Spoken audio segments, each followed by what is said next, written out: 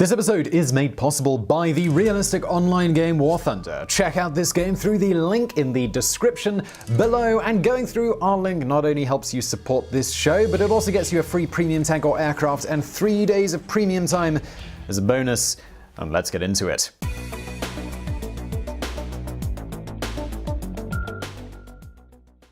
With that boyish face, slick hair, slight frame, and pouty lips, Audie Murphy could have easily been one of those heartthrobs from the James Dean era, a rebel without a cause, a film star, or a pop recording artist. He was, in fact, all of these things, and then some. Audie Murphy was the real deal, one who could talk the talk and walk the walk. Aged barely 21, Second Lieutenant Audie Murphy had fought his way from North Africa to France in World War II, becoming the most decorated soldier in US history and a badass Axis-killing machine.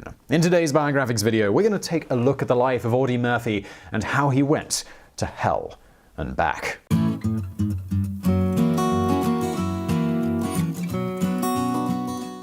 Audie Leon Murphy was born on the 20th of June 1925 in Kingston, Hunt County, Texas, in a family of poor sharecroppers of Irish descent. He did not have an easy life to start with. Audie had to share her home with 11 siblings with no abundance of food on the table. Audie's father, Emmett, was not a model dad by any means, neglecting to provide for his wife Josie Bell and their 12 children. Young Audie felt a strong responsibility to care for his family, and he quit school at an early age, managing to complete only 5th grade. He went to work in the Texas cotton fields, earning a reputation as an indefatigable cotton picker, which was well rewarded with the princely pay of $1 a day, which is about $18 in today's money. We don't know who his employer was at this time, but I'm just going to call him Stingy Bastard. There was little food that you could buy with that kind of money, so Audie had to resort to additional means of sustenance. At the age in which kids in the US are nowadays hunting for cute critters on their Pokemon Go app, Audie Murphy went hunting for cute critters with his rifle. Squirrels, rabbits, and other small game fell under his shots and then fell onto Mum Josie's kitchen worktop. The experience enabled Murphy to develop great marksmanship skills, which would later prove useful against another type of prey. Growing into his teenage years, Audie looked for other odd jobs, working as a shop clerk and a gas station attendant. I expect the pay was probably a bit higher than $1 a day at this point, but things went from bad to worse when,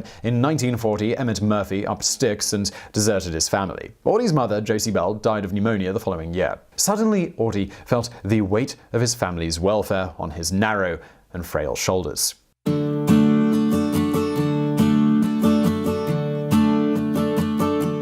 When the US were dragged into World War II by Japan's surprise attack on Pearl Harbor on the 7th of December 1941, Audie Murphy thought, "That's what I'm going to do. I will join the military." He saw this not only as a means to provide for his siblings, but also as a way to honor his mother's memory. But those elite corps, they turned him down due to his diminutive size and his weak frame. Audie, in fact, stood at only 5'5" and weighed a mere 110 pounds. That's 166 centimeters and 45 kilos. But he wasn't going to accept such a setback lying down. It took him 7 months, but he was able to gain 12 pounds in weight. Armed with his added bulk and his sister's false testimony that he was 18, he was actually 17, he was finally inducted into the military.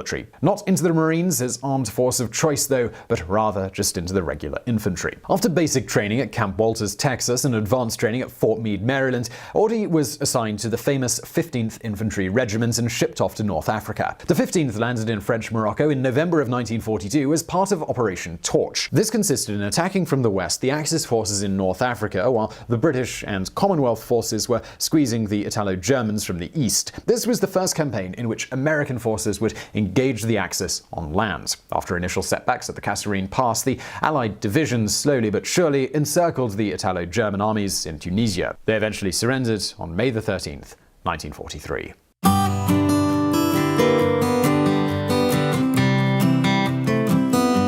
During the Tunisian campaign, Audie Murphy did not see combat, but this was about to change. His first experience of actual fighting occurred after the Allied invasion of Sicily in July of 1943. In a skirmish against Italian soldiers, Murphy put to good use his natural hunting talent and shot dead 2 officers. This action earned him the first of many battlefield promotions, becoming a corporal. During the Italian campaign, Audie consistently impressed his superiors thanks to his courage, resilience, and innate leadership skills. On one occasion, he was hit by a German sniper on the hip. He did not lose his cool, and he returned fire, hitting the sniper between the eyes. But the only foes that managed to hold him back in Italy were mosquitoes, as he spent much of the time in a field hospital due to several bouts bouts of malaria. In August of 1944, Audy and the 15th Regiment were in southern France as part of Operation Dragoon. One day, Audy and his unit, which included his best friend Latty Tipton, were lured out of their foxhole by a group of surrendering Germans. It was a trap. One of the Germans shot at Latty, killing him. Audy simply went berserk. He charged at the German squad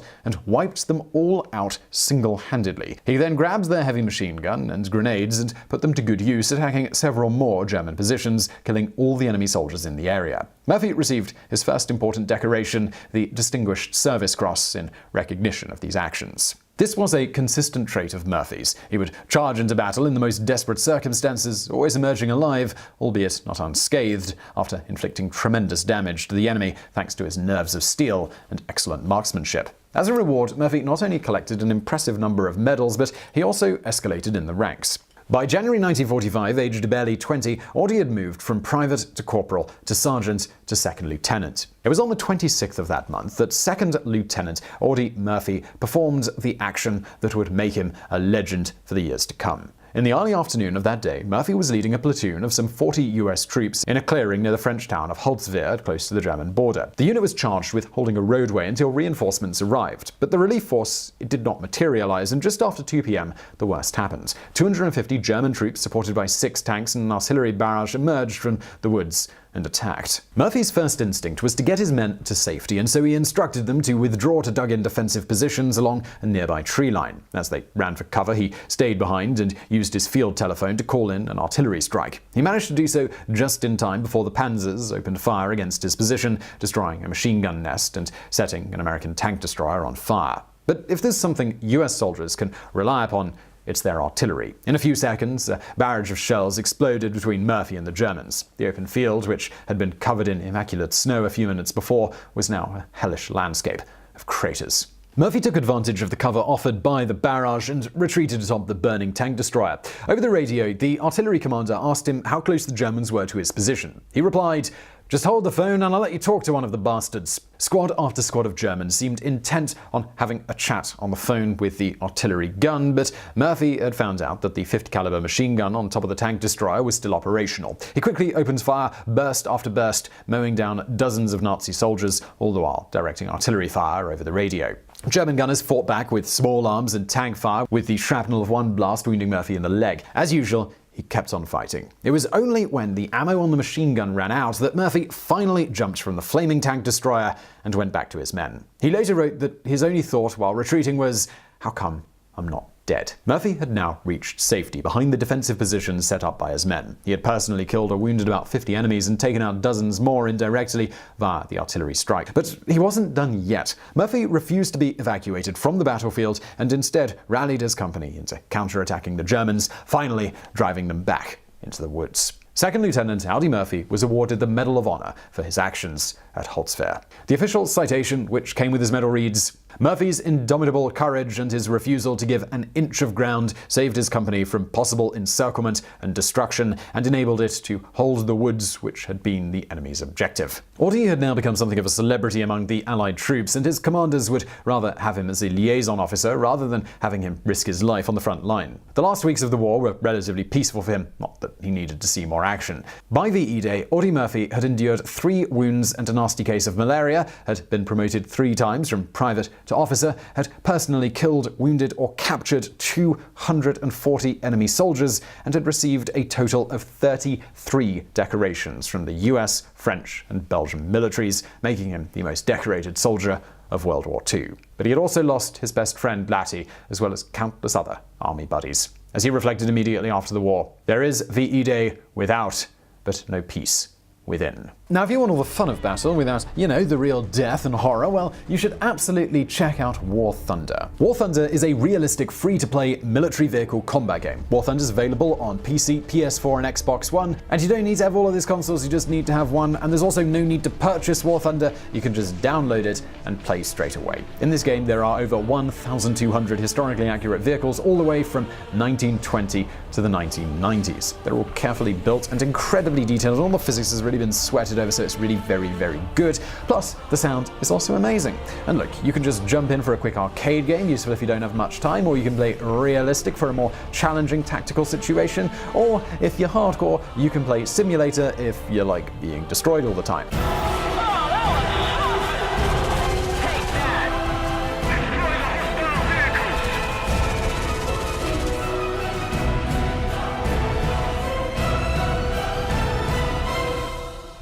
So join us on the battlefield for free using the link below. Doing that not only helps support this show, which is cool, but you also get a free premium tank or aircraft and 3 days of premium time as a bonus just for registering. And let's get back to Audi.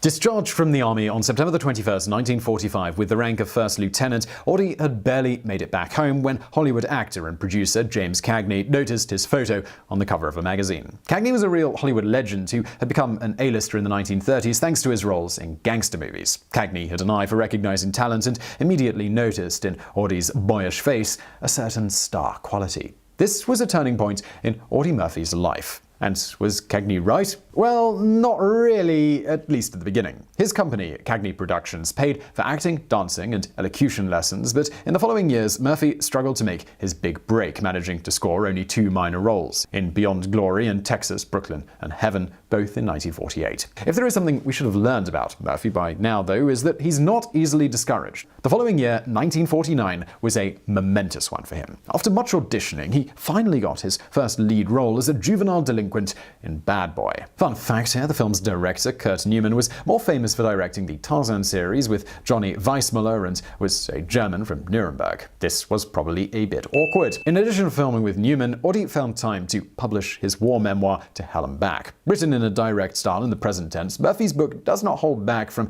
the most atrocious realities of modern war. It would eventually become a bestseller. Last but not least, 1949 was also the year in which Audi got married. Just like Cagney had noticed Murphy on a magazine cover, Audi had noticed his future wife, actress Wanda Hendricks, on the front page of Coronet. Her beauty apparently had the same effect as being shelled by a panzer. Audi insisted to arrange a meeting with her, and after a short engagement in 1948, the two got married on the 8th of February 1949 and went on to act together in a Western film called Sierra in 1950. In 1951, Audi had the opportunity to be directed by one of the greatest directors of all time, John Huston, in MGM's The Red Badge of Courage. This is now considered a classic, but at the time it bombed at the box office. As a result, Murphy, now under binding contract with Universal International Pictures, was assigned to star in a string of low to medium budget westerns, which was the genre which suited best Audi's acting talent, especially his easygoing image and Texas drawl, which I'm not going to try and imitate.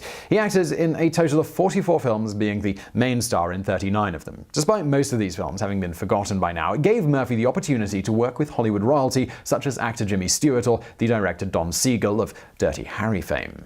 However, the role for which he is best remembered is as himself. 1955, in fact, saw the release of To Hell and Back, adapted from his own war memoir, in which Audie Murphy, the actor, starred as Audie Murphy, the war hero. To Hell and Back was a box office success, and it remained Universal's most profitable picture for 20 years until Jaws by Spielberg was released. It consecrated his status as a successful actor and a household name. However, it forced him to relive the most traumatic experiences of his service in World War II.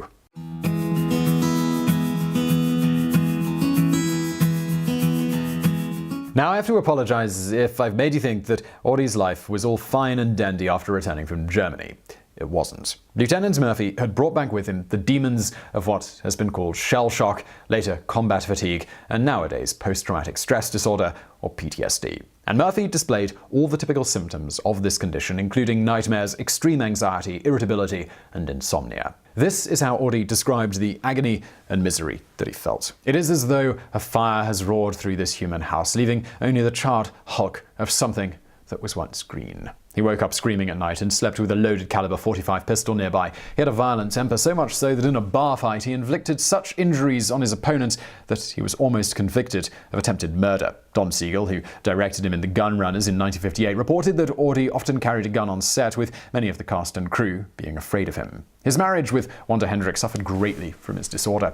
Audie was often beset with flashbacks and paranoia in the first months after the wedding and often held Wanda at gunpoint during violent episodes. This must have degenerated into pathological jealousy as Murphy demanded that his wife, by then a much more successful actress than he was, give up her job to be a stay-at-home wife. Wanda was frightened by this behavior and left him after only 7 months of marriage, charging him with mental cruelty. The final decree of divorce came on April 14, 1950. Murphy married again the following year to Pamela Archer, also an actress. This union would be a happier one, lasting until Audie's death. But his troubles with insomnia and depression, they continued throughout the 1960s in parallel with his declining film career. In the end, he became addicted to a powerful prescription drug called Placidil, which can actually worsen pre-existing depression. Audie Murphy, though, was never one to raise a white flag. Realizing he had become addicted to the drug, he locked himself in a motel room for a week while he went full cold turkey and fought back withdrawal symptoms. He ended up beating the addiction and went on to break the taboo of talking about the mental disorders that many soldiers suffered from when they returned home. His willingness to do so, it opened up for the first time nationwide discussions about psychological care for Korean and Vietnam War veterans upon their return to the United States. Meanwhile, the studio system that Murphy grew up in as an actor had crumbled. Universal's new owners, MCA, turned the studio's focus towards the now more lucrative television industry. For theatrical productions, it dropped its roster of contract players and hired actors on a per-picture basis only. What this meant for Murphy is that he now had to audition and hustle for each role, just like at the beginning of his career. This was made even more difficult by the fact that the traditional mid-budget westerns that he had become famous for, they were now a thing of the past. The 1960s, they were the age of counterculture and the frontier. It was now represented by a new wave of European-made spaghetti westerns. Audie tried his hand at the new genre, landing the leading role in The Texican in 1966, which is more precisely a paella western, as the majority of the cast was Spanish. Apparently, it is not as terrible as it sounds, but it did tank at the box office. As a soldier, he garnered 33 medals. As an actor, the only official accolade was a 1955 prize as movie distributors' favorite Western actor. Fortunately, Murphy had diversified his activities, also becoming a rancher and a businessman in the trade of breeding and selling thoroughbred horses. He also had become a songwriter, writing the lyrics to many pop and country song hits of the 1960s. His most famous song, Shutters and Boards, was recorded by legendary crooner Dean Martin, among others, and was even covered in Swedish. It is easy to find the lyrics and echo of the failed romance with Wanda. Here are some lines from it. Obviously, we'd love to play it for you, but, copyright and stuff like that. It goes, "Shutters and boards cover the windows of the house where we used to live. All I have left is a heart full of sorrow, since she said she'd never forgive. The house that we built was once filled with laughter, but I changed that to laughter and tears. Now I must live in a world without sunshine. Oh, how I wish you were here."